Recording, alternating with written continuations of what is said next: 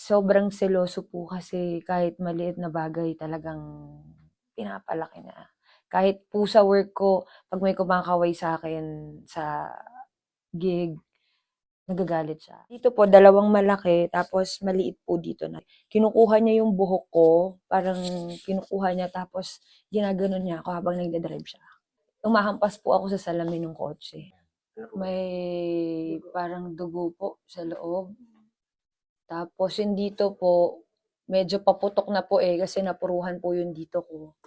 Sa bibig po, gano'n din po, kamao din po. Tapos yung ipin ko po na basag. Ganun kalakas po yung pagkaka...